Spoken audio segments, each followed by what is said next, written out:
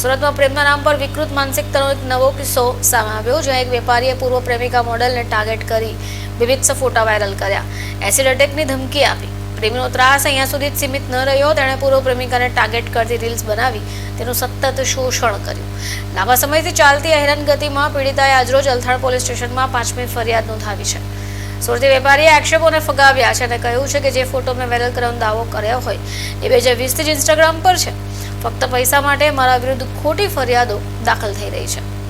हाँ, ये मितेश संपत जैन जो जिनसे मेरी मित्रता थी और 2024 में मैंने इनके ऊपर रेप केस किया था, जिसके लिए इनके ऊपर जिनसे ये जेल भी गए थे और जेल से आने के बाद भी इनका लगातार टॉर्चरिंग परेशान करना आज तक जारी रहा है.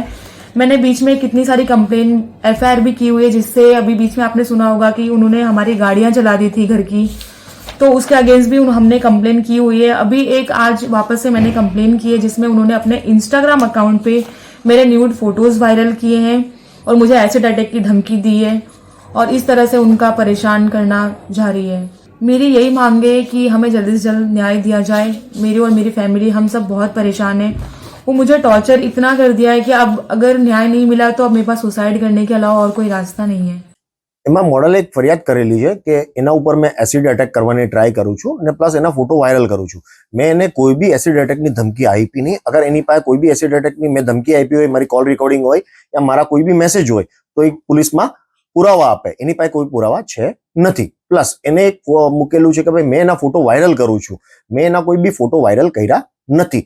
એના ફોટો પહેલાથી ઇન્સ્ટાગ્રામ પર 2020થી ઢગલા ફોટો એને જે પડાવેલા છે ફોટોગ્રાફરથી, એ લોકોએ મૂકેલા છે ને હજારો લોકોએ એને શેર કરેલા છે. ને નોર્મલ વ્યક્તિ માધ્યમથી મેં બી એને નોર્મલી શેર કર્યું છે ને મને જ્યારે લાગ્યું કે આ ખોટું છે એટલે મેં એને પાછું અનસેન્ડ કરી નાખ્યું 1 કલાકમાં.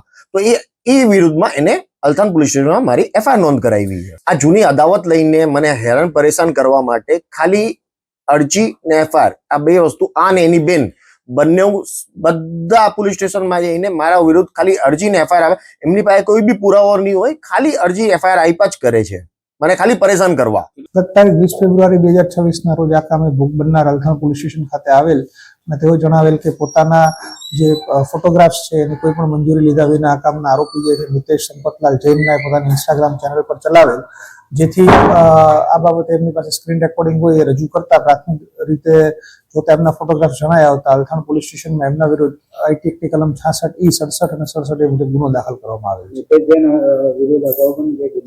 મિતેશ જૈન વિરુદ્ધ અલથાણ પોલીસ સ્ટેશનમાં અગાઉ 376 નો ગુનો દાખલ થયેલ છે. ઉપરાંત એક IT નો ગુનો દાખલ થયેલ છે.